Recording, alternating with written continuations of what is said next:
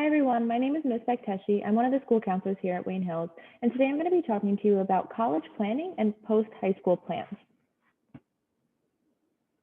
So we'll be covering what your options are after high school, finding your college fit, and how to do a college search. In a nutshell, these are your options. You could go straight into employment, which is pretty straightforward. You just immediately begin your profession or career. You could do an apprenticeship, you could join the military, or you could apply for higher education. An apprenticeship. That's an opportunity to get hands-on career training under the supervision of a master in a particular trade. It's a learn while you earn model, so you are getting paid while you're doing that, that training and that learning. Some of the industries that offer apprenticeships are healthcare, construction, information technology, transportation, energy, and advanced manufacturing. The average starting wage for an apprentice is $15 an hour. You could also join the military. If that's something of interest to you, you would reach out to a recruiter in the specific branch that you were interested in, and they would give you more information. There are opportunities to fully or partially finance college after your service. And there's also programs through the ROTC, the Reserve Officer Training Corps, which is a program that you do while in college. So you're taking your regular college classes while doing this officer training program. To find out more information, you can look at our counseling page, speak to a recruiter, or you could talk to our military liaison, Mr. Ryder. Higher education. So these are your options for higher education, so school after high school. You could do a trade school, you could do a 2-year college or a community college, or you could apply for a 4-year college or university. So a trade or technical school is an educational institution designed to train students for a specific job in a skilled trade. Okay, here are some examples of some trade or technical school fields: cosmetology, massage therapist, automotive technician, phlebotomist, medical technician, medical assistant, administrative assistant, radiology, sonogram technician, welder, plumber. The list goes on and on. If you are somebody that likes the trades and working with your hands and that physical kind of work, that's something that you could definitely look into doing. If you like work like that, if you're not exactly sure what industry you wanted to work in, you could take the technical career assessment. Okay, there's a link on this PowerPoint, which will also be on the Counseling Google Classroom, or it's on the counseling webpage under career assessment resources. Okay, and a technical or trade school can last anywhere from 2 months to 2 years, depending on what the trade and training is for that specific program. Here's the best jobs for trade school graduates.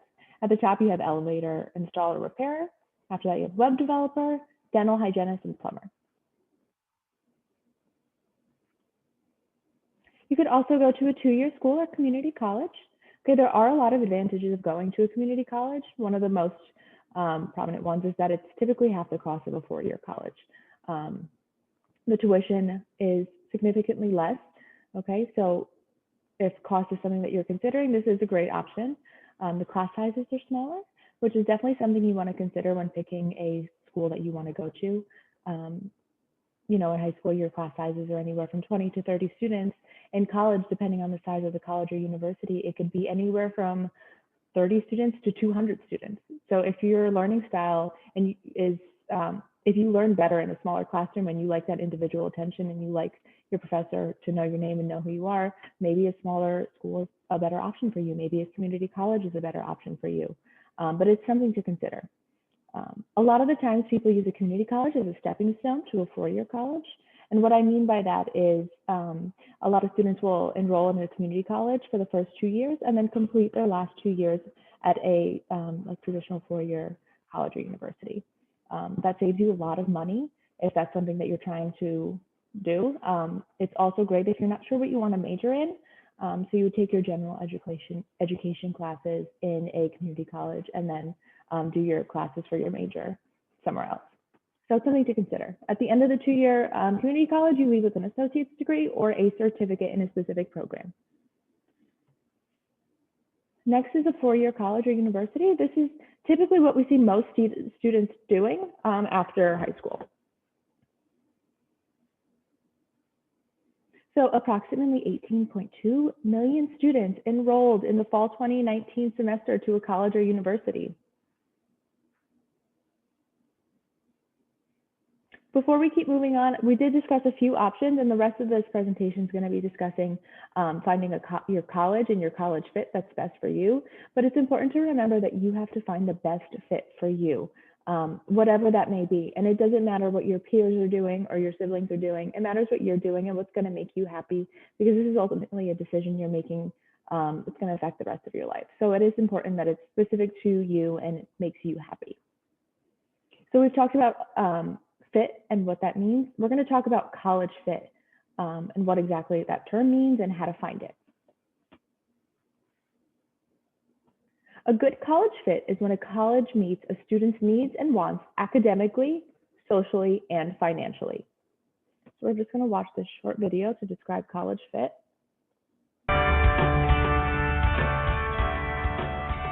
Choosing a college is an important decision, but it's also a personal one.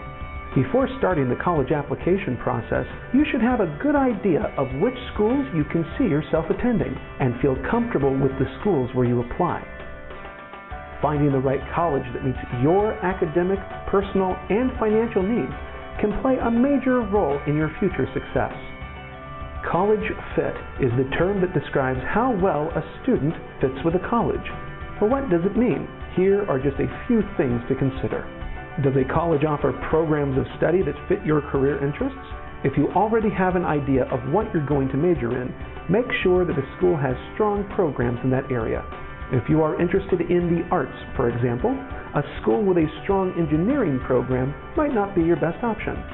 It's also important to consider how well a school helps graduates from their programs find a job after graduation. You can find out about this by asking about a school's job placement rate. Student body size can also impact whether a college fits your needs. Large universities can have over 10,000 students, while smaller colleges might have student bodies that number only in the hundreds. Do you prefer being part of a larger, bustling community, or are you looking for classes that offer more direct interaction with teachers? The day-to-day life on a campus can have a dramatic effect on your success.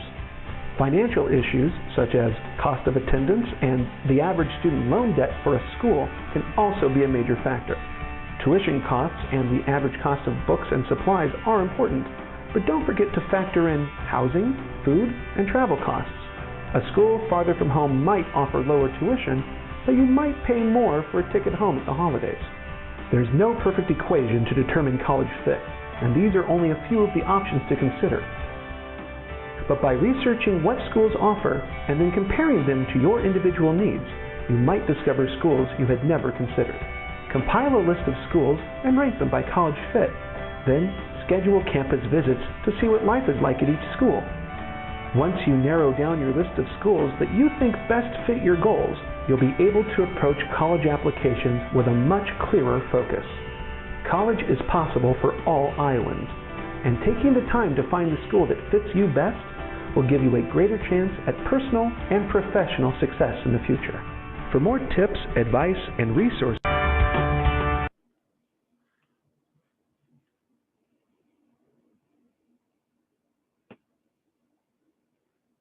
So just to really bring that point home, each of your counselors all landed in the same profession, but our college fit was very different for each of us. So Ms. Venezia went to the College of Charleston, Ms. Sandus went to Rowan University, Mr. Ryder went to the University of Delaware, Mr. Keel went to Villanova University, I went to Montclair State University, and Dr. Fisher went to New York University. So again, we all landed in the same profession and our career choice was all the same. However, our college fit and what we wanted and needed in the school was different for all of us. Again, just some factors to consider when considering what school is going to be the right fit for you. Look at their programs, looking at their faculty, the cost and financial aid, the size of the school, the athletics, especially if you're going in as an athlete, diversity, the distance from home and location. So all of these things are important to think about when you're looking at schools and doing your college searches. So you have to do your research. In order to find out what school has the specific things you're looking for, you have to research them. And we're going to talk about how exactly you do that. So there's basic research and then there's fit research. So with using academic fit as an example, basic research would be a general Google search looking at the mission of the school, the majors offered, the school ranking. Fit research is much more extensive and gives you a much better idea of what the school offers in terms of academics. So there are courses and majors offered, the class sizes, which I said was something that's definitely important to consider that you might not think of, disability services, academic support services, job placements after students leave that college. Okay, that's super important. If you go to a university where they don't really have a high job placement after finishing their program, maybe that's not the best choice for you. Okay, if you have a specific major in mind, considering if the school has a strong program for that major. If you're unsure about your major, making sure that you could change majors when you go to that school and looking at programs that you might be interested in. Lastly, it's important to have an academic fit in regards to your GPA and your test scores.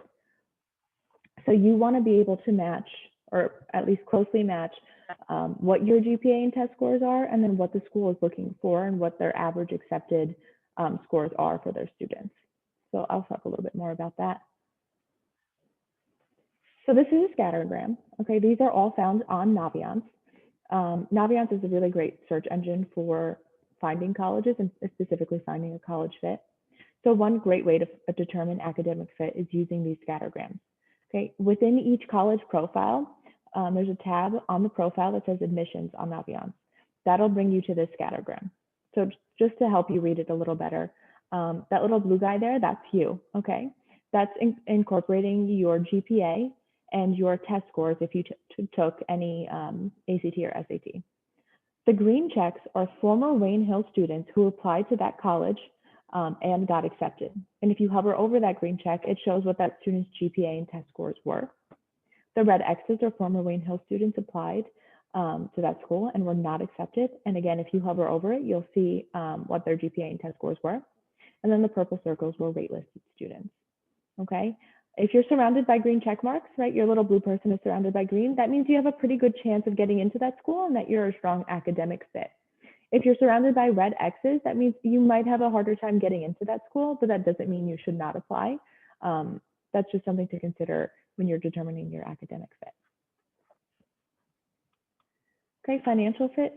This is something that's very important because college can be very expensive. Okay, considering what the tuition is, considering if you're taking in-state tuition versus out-of-state tuition, and then the cost of room and board if you're doing out-of-state or in-state, considering where you might be likely to get a scholarship. So if you're going to a school that your academic fit, you're a stronger student than what their average student is, maybe you'll get a bigger scholarship from that school. Considering those additional costs and fees, and having that extensive talk with your families about what's reasonable and what's realistic for you. Social fit. Where your school is located. Are you in a rural area? Are you in an urban area? What are the housing options? Is there a Greek life? And is that something you're interested in? Okay, you're going to be spending these next few years at this college or university. So you want to make sure that you like where you are and you enjoy this campus and you enjoy what the school has to offer. Yeah. So in the event that you're trying to find a school, but you have no idea what you want to major in and it's just throwing you off, don't worry, okay? You don't have to have it all figured out right now, and you don't have to have a major picked out before you apply to college. Okay, consider the options of, consider your social fit and consider your academic fit without considering your major then. Consider where you're gonna be happy, and then make sure that there's programs that you may be interested in later down the line. You don't have to select one now. When considering what might be a potential field of study or major that you're interested in, think about what your favorite classes are and what your hobbies are. Okay, think about what classes you definitely don't like and are not your strong suit. You could just eliminate those right off the bat. Think about what you can see yourself doing later down the line. The counseling website also has a lot of personality assessments and career tests to help you kind of get a better idea of what you may be good at and may be of interest to you. So definitely check that out. So college search engines. There are a lot out there, but I'm going to talk briefly about three of them. I already mentioned Naviance and the scattergrams. Okay, that's an awesome, awesome resource for doing college search engines. You could also check out College Board, also called Big Future, and you could also check out Niche. So this is the Naviance homepage. Okay, they also have like a super search if you're not exactly sure what your fit is yet, and it gives you like a general idea. It asks you a lot of questions about what might be of interest to you. Again, this link will be clickable in the PowerPoint that we post on the counseling webpage. This is College Board, Big Future. Okay, they have, you could either input your filters on the side there, or you could do like a step-by-step search if you're just starting out and just want to get a general idea. Okay, consider colleges you've never heard of before.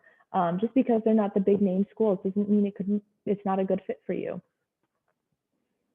And then here's Niche, another engine, another search engine. So check these out.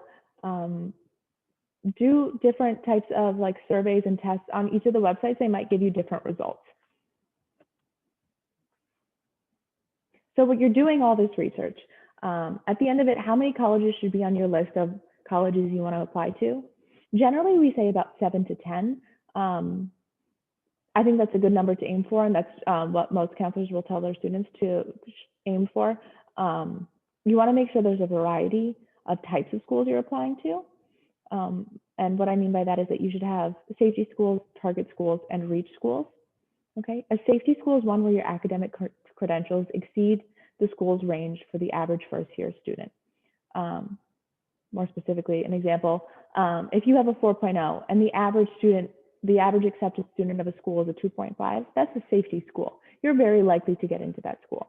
Okay, you want to have 1 to 2 safety schools on your list of college applications. You should have 3 to 4 target schools. This is one where your academic credentials, right, your GPA and your test scores, fall within the range of the schools, fall within the average range for the school's recently accepted class. So if their average student that was accepted to their school had a 2.9 GPA and you have a 3.0, that's a target school. A reach school, you should have 2 to 3 of these in your list of college applications. Okay, that's one where your academic credentials fall in the lower end or even below the school's average range of accepted students. Okay, that's one we talked about on the scattergram. If you're surrounded by red X's, maybe that's a reach school for you. Just because you're not likely to get in or the chances are lower doesn't mean you won't. They consider all factors when looking at a student's application. Okay, especially now more than ever, they're taking a holistic approach on student applications. So they're not just looking at GPA and test scores. They're taking into consideration who you are as a person.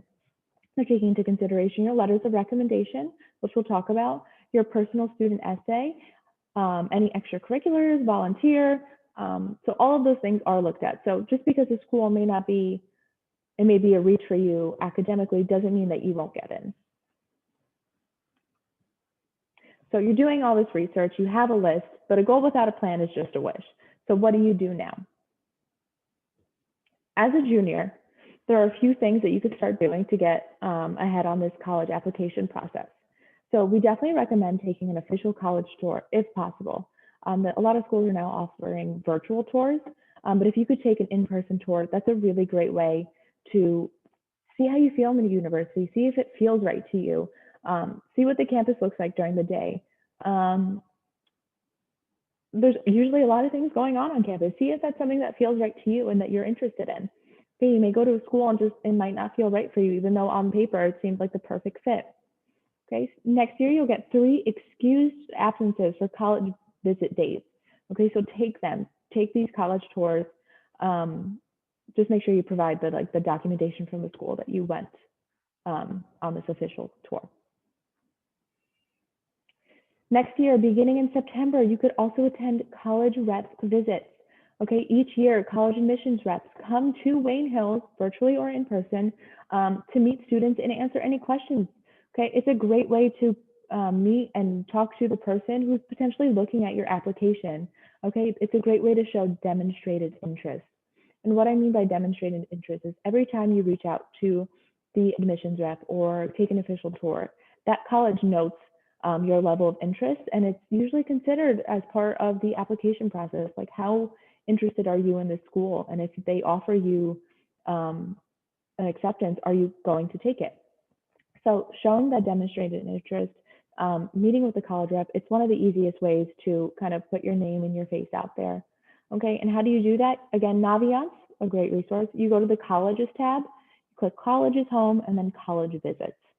So this will begin senior year in September, and there's hundreds of schools and hundreds of reps that come to Wayne Hill, so definitely take advantage of that. Start your college essay. Okay, this is a really important thing to start your junior year in the summer before your senior year.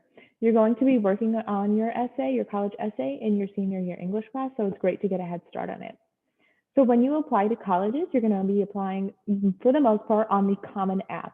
And if you haven't heard of that, it's basically one application that you send to multiple schools. So it really simplifies the process. The Common App program has an essay option. It's not an option, it's necessary. There's essay prompts, there's 7 of them, and you get to pick one of the 7 prompts and write an essay about it. One of the prompts is actually just make up a topic and talk about it. So there's really a lot of leeway in talking about what you want to talk about. If you go on the Common App website, they give you the previous year's prompts, and they're usually pretty similar every year. So if you want to take a look at that, I definitely recommend doing that. Your essay should be about 250 to 650 words, okay? And you want to make this very personal. This is a chance for the admissions rep to look at your application and your essay and see who you are as a person, okay? It should be insightful. There should be so what moments. Why should the reader care? This essay should incorporate your values and really showcase something that they can't just see from your transcripts and your academic records. Okay, something special that makes you you. This should not be about an event. This should not be about another person. It should be specifically related to you. And avoiding safe topics is also definitely advised. So saying something like being an athlete taught me is a very common one. Okay, try to avoid those. Try to be very specific and something that's unique about you. And lastly, make sure you read, reread, proofread, have somebody else read it. Typos matter, okay? So make sure it's not just written once and done for. Definitely take the time to read it over a few times and make those edits. So this is a general timeline for your junior year and how you could start preparing. If possible, taking your SATs and ACTs. Now more than ever, given what's going on, there's a lot of schools that have become test optional. But what that means is that they only look at your GPA and your academic record and your other programs. So if your GPA is not that strong, maybe taking your SATs to try to increase your chances of getting into a school, SATs or ACTs. If it's not possible, it's not possible. But if you could, obviously that would be a better choice. And you don't have to submit your SAT scores if you don't want to. Right, and especially if the school is test optional, you don't have to submit your SAT scores. You could also build your resume and consider doing a summer program. In May or June, you're going to want to ask 2 teachers for a letter of recommendation and completing the teacher recommendation survey in the My Survey section of Naviance. Okay, so you want to have 2 letters at the minimum. You could do more, but definitely 2 at the minimum of teacher recommendations. So you're going to want to do it in a class where either you got a really good grade in, or there's a teacher who has gotten to know you personally, has seen you grow, that you've shown progress in. So someone who's going to speak highly of you. Okay, you probably don't want to ask a teacher for a letter of recommendation if you failed their class. Your counselor will also write you a letter of recommendation. So you'll have your 2 teacher letters minimum, and then your 1 counselor letter. Your counselor will send you a questionnaire in a Google form. You're also going to need to fill that out.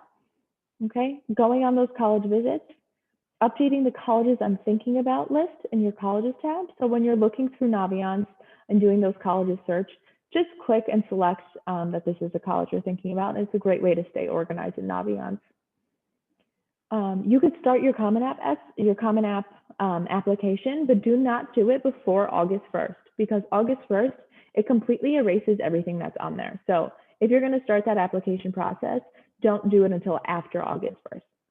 And then starting your essay is another great option, okay? Here's some tips from alumni in previous years. If I could do it over again, I would have started the whole process earlier. I would have visited more schools. I would have looked outside the Northeast. I would have sat down and just plugged through it. I would have utilized the expertise of my school counselor more.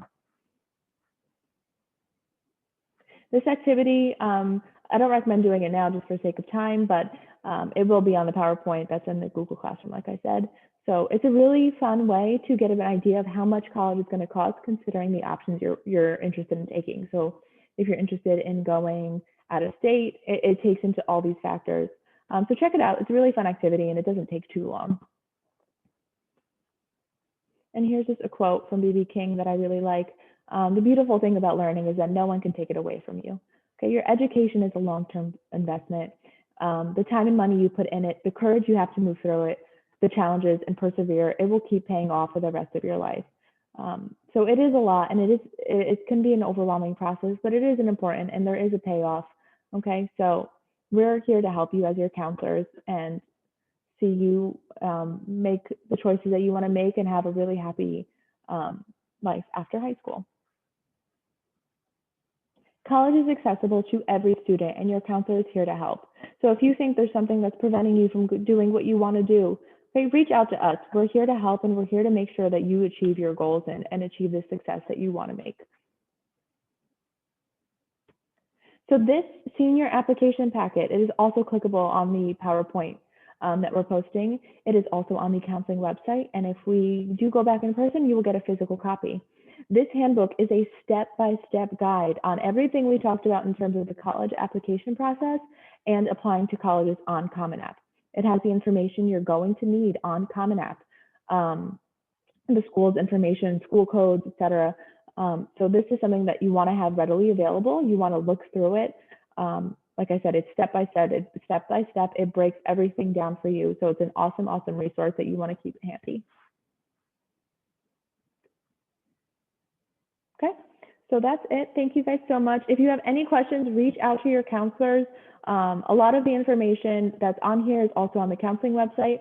This PowerPoint is going to be on the Google Classroom, the Counseling Google Classroom. Thank you so much and good luck.